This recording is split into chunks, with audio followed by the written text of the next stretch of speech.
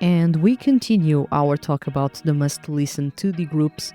And in this episode, let's talk about some of the most unique ones when it comes to either their music genre, which had never been done before, or it had never been done before as well as they did.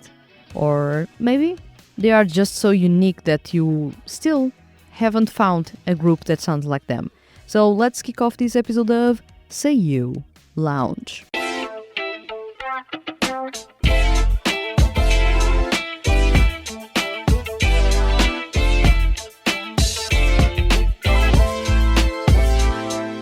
Welcome to SEIYUU Lounge, I'm your host Vanessa, and in this episode let's talk about the must-listen to the groups, but this one is a unique genre edition.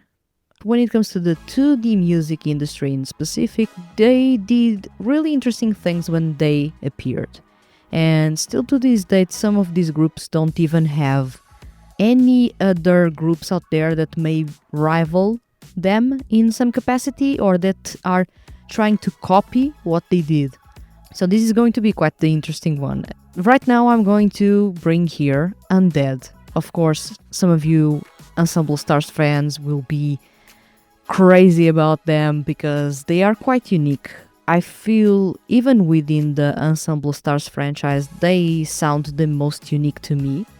There are really good groups in the franchise and there's a ton of quality. I love that Artifact, the team of composers led by Satoru Kuwabara, is unbelievably good, and they have been working with the Ensemble Stars franchise practically since the start. You have a wide variety of music genres in the franchise, which leads me to saying that there are groups that go from EDM, really dance floor driven, to jazz and even rock and jazz, which is the mix that Undead has, as well as regal-like pop music and bubblegum pop and setai-themed pop, which is a completely different genre.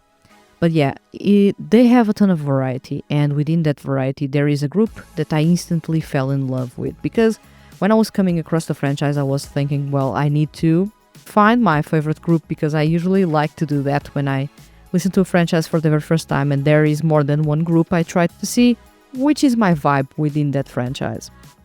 In this case, my vibe was Undead, and instantly as soon as their music started playing, I was completely transfixed.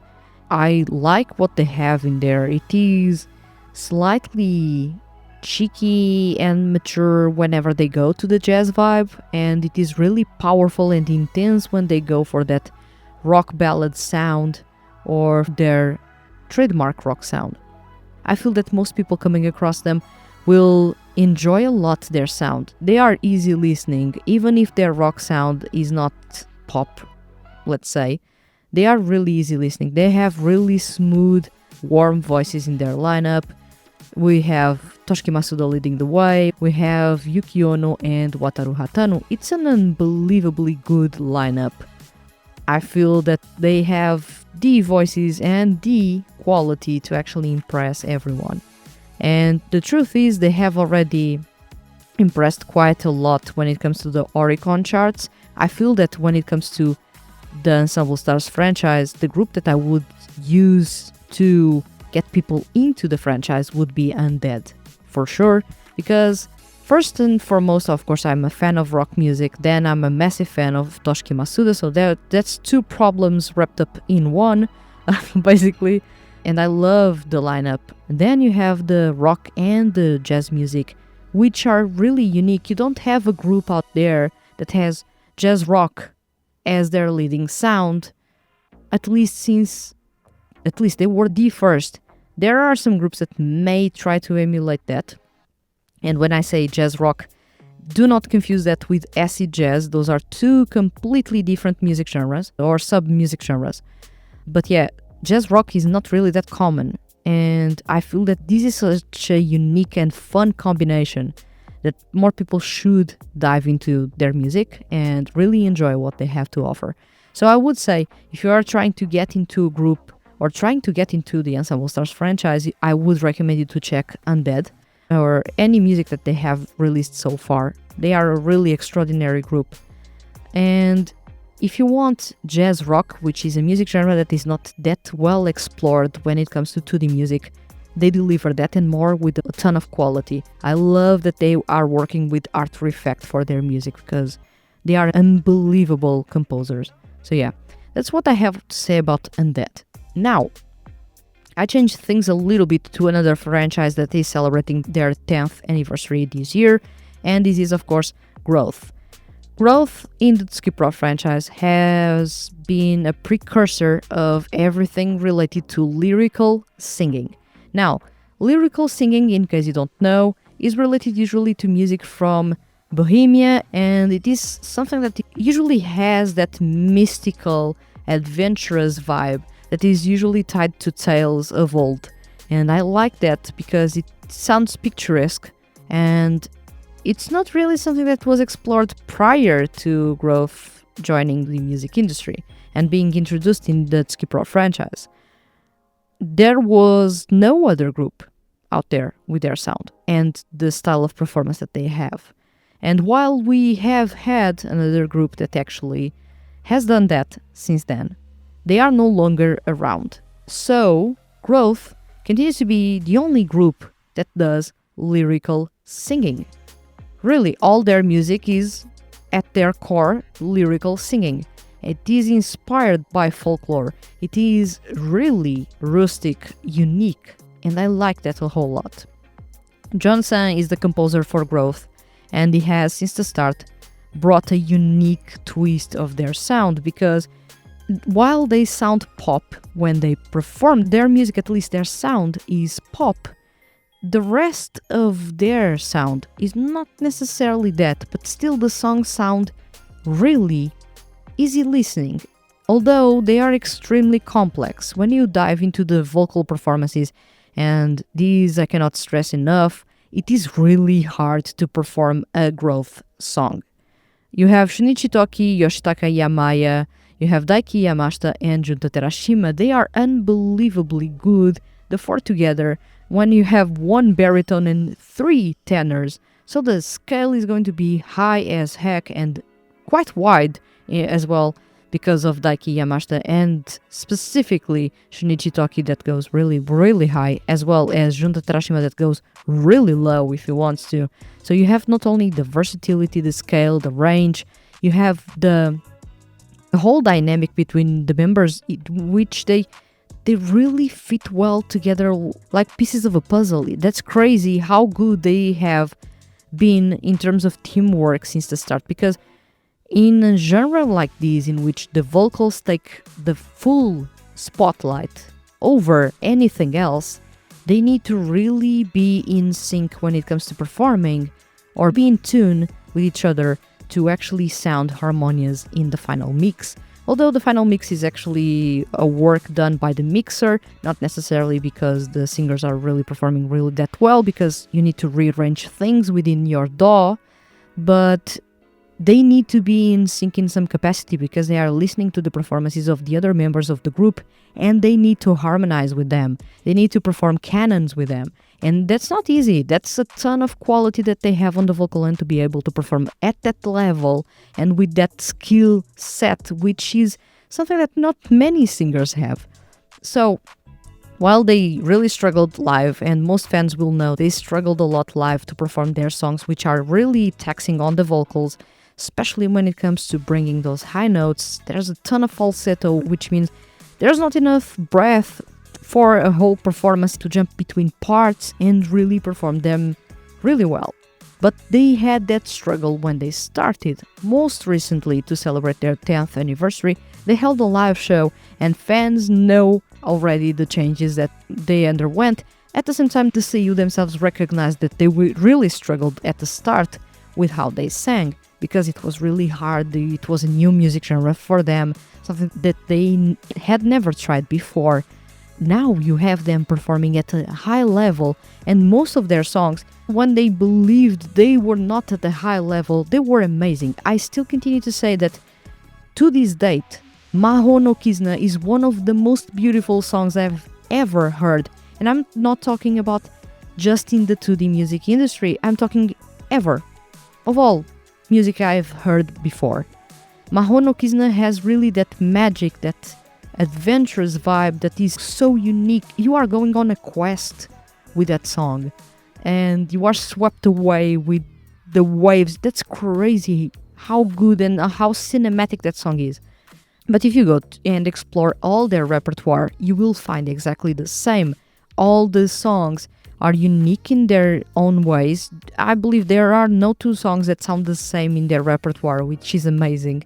Especially taking into account their longevity. They have been around for 10 years, and within 10 years, usually a group starts repeating themselves. But they keep on having a really fresh, unique sound, still keeping with their lyrical pop roots, and they sound amazing right now. The group has never sounded as good as they sound right now. Growth is all about lyrical pop. Their sound is really picturesque, so if you are not a fan of bagpipes and fiddles and instruments that usually you will not find here, it's more of a Celtic inspiration to their sound or a Bohemian inspiration to their sound, so you will find that most elements are not really common in what you would call the common pop sound, let's say. And especially when you look at the 2D music industry, that sound is not common at all. There are no other groups out there exploring this sound full-time. I'm not talking about one-off songs that sound like this, because Solids, for example, tried that. Quell also tried that. And you had Loulou, who did their whole career, which was 3 or 4 years long, but they are no longer around. Growth continues to be unique in their own way, with their unique music, unique sound, unique delivery, and an exploration of a sound that is so beautiful and needs more representation there. I would recommend Growth for those of you that want to listen to something truly unique. Truly unique. Then, of course, we have Loulou.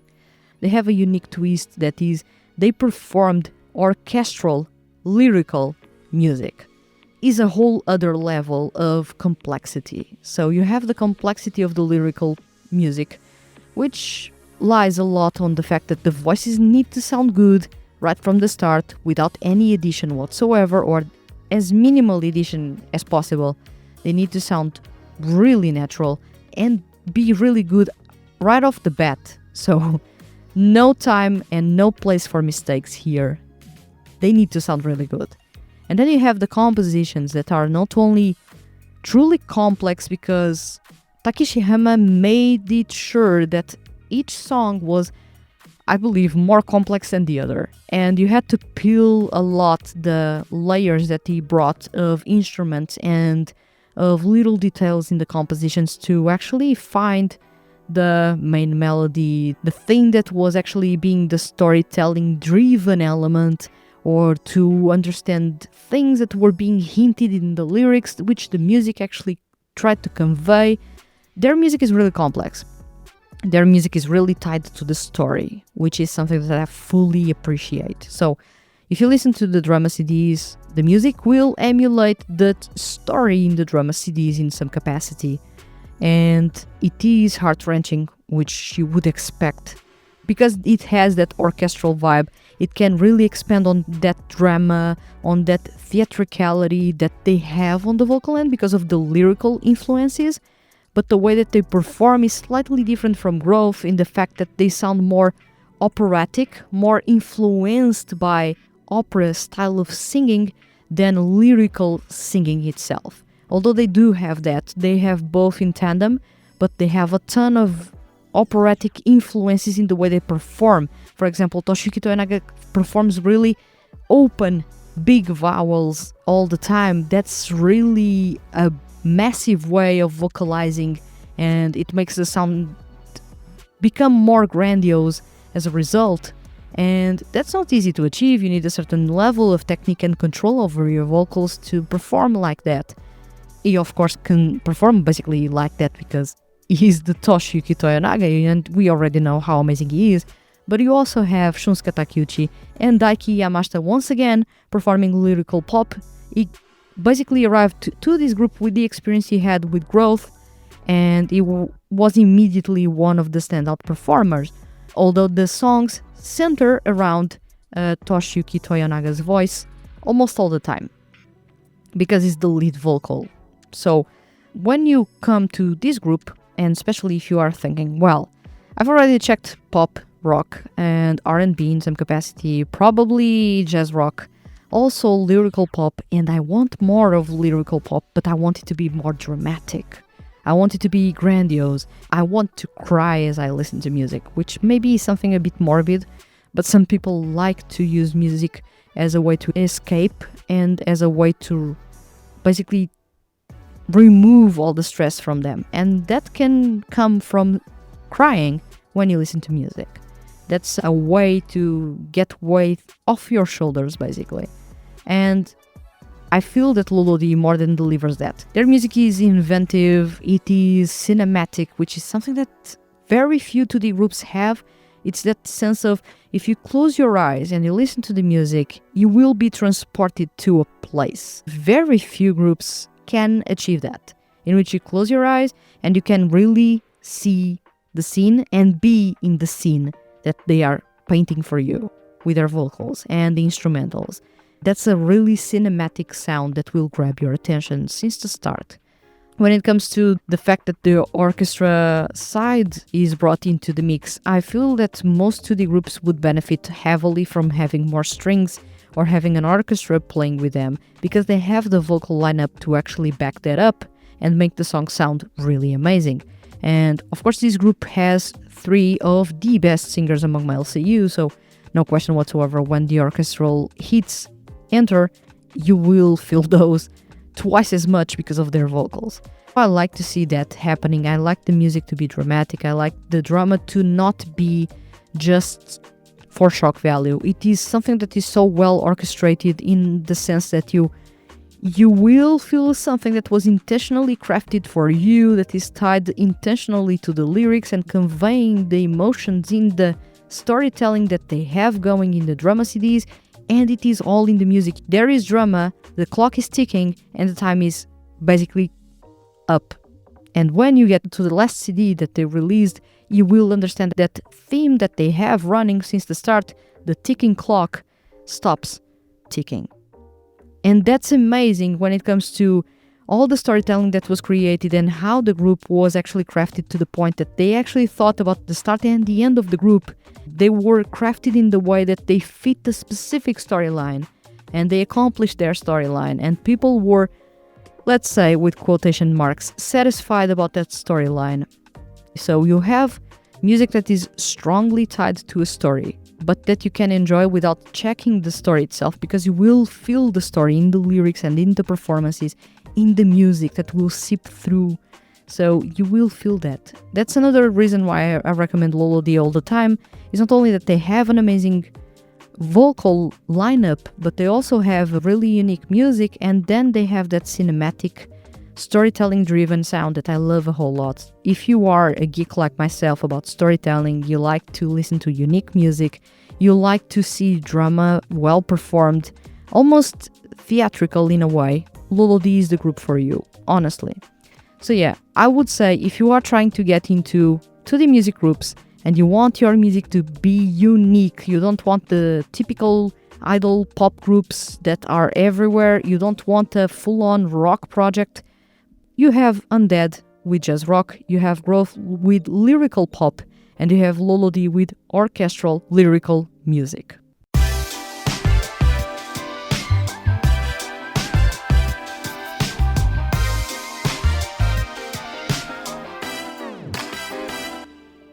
Well, this was a massive episode about the must-listen to the groups with unique music genres and a unique sound.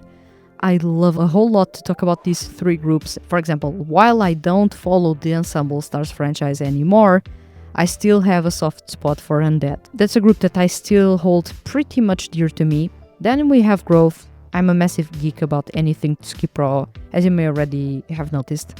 I've been a fan of theirs since the start. They were the first group to ever throw me off when I was trying to review music.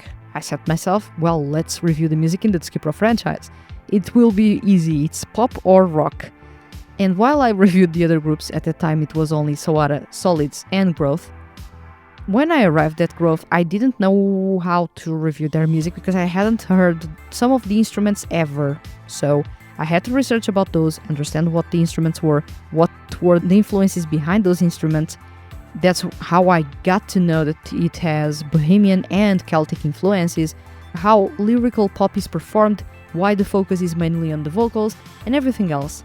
I had to study to understand Growth when they started in 2015. That's crazy. Right now, I believe I don't recall the last time that I had to learn something to understand the music genre. That was new to me because the 2D music industry has become quite saturated. When it comes to pop and rock music, they barely explore beyond that.